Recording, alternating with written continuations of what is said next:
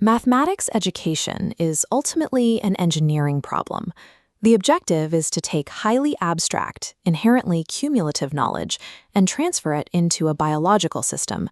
But that system has rigid constraints. The human brain was not evolved to naturally process advanced algebra or calculus. It requires immense, deliberate effort to construct these neural pathways.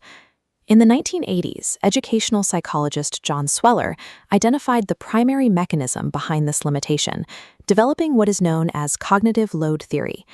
Sweller demonstrated that human working memory, the part of the brain that holds and manipulates new, unlearned information, has a strictly finite capacity. It acts as a strict cognitive bottleneck.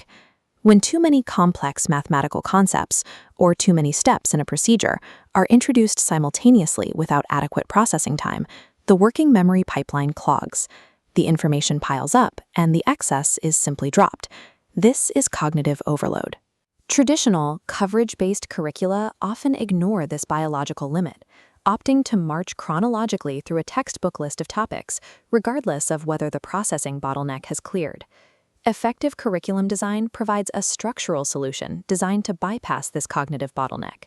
To see how this works in practice, we have to build a complete mathematical curriculum model from first principles. A successful math education requires mapping abstract mathematical logic precisely onto the architecture of human cognition.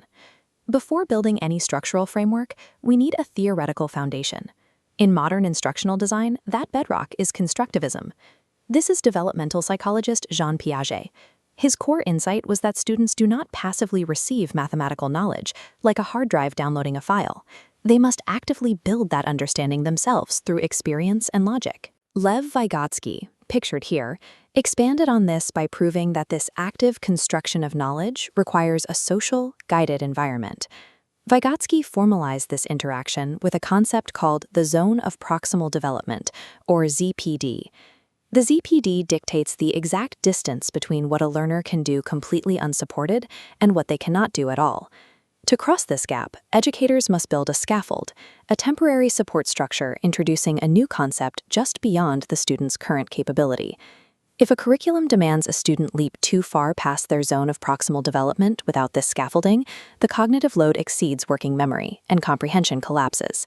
Any successful curriculum architecture must be anchored in this active, scaffolded construction of knowledge, rather than the passive delivery of facts. This raises a logistical problem. How do you logically sequence knowledge over years of schooling without triggering cognitive overload? The macro solution to this problem was developed by educational psychologist Jerome Bruner in an approach that he termed the spiral curriculum model. A standard teaching model introduces a complex math concept once, tests it, and immediately moves on. This creates isolated pockets of memorized rules that rapidly decay. The spiral model operates differently. It introduces foundational mathematical concepts in their absolute simplest form early in a student's education.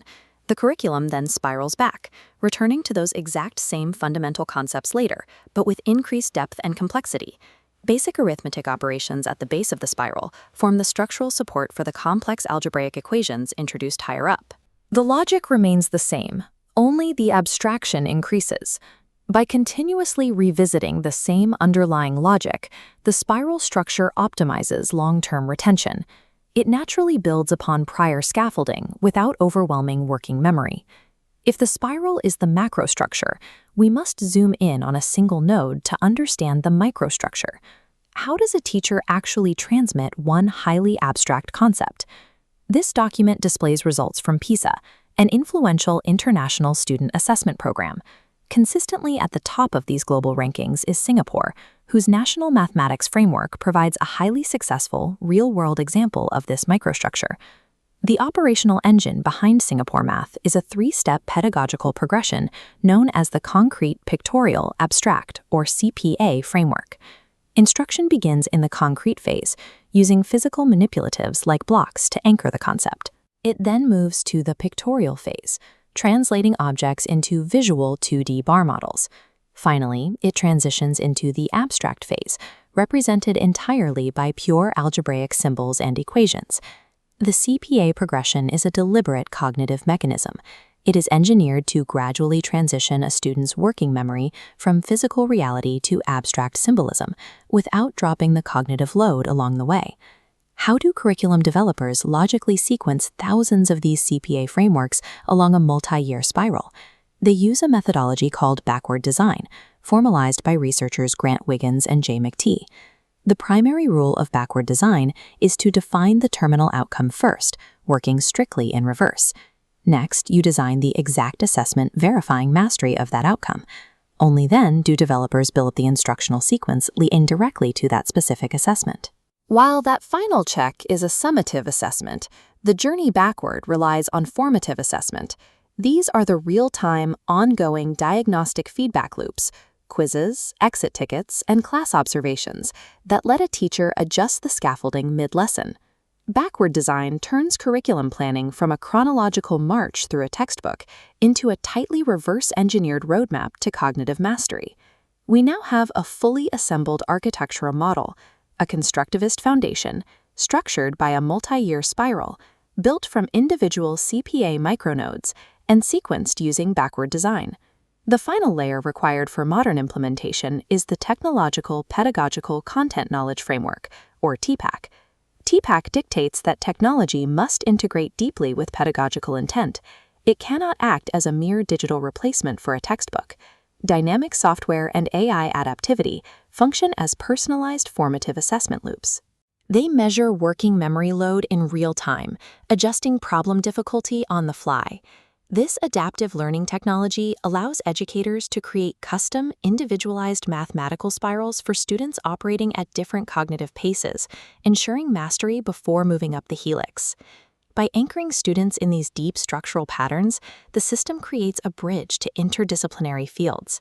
The same logical fluency required for the mathematical spiral becomes the engine for computational thinking, engineering, and coding.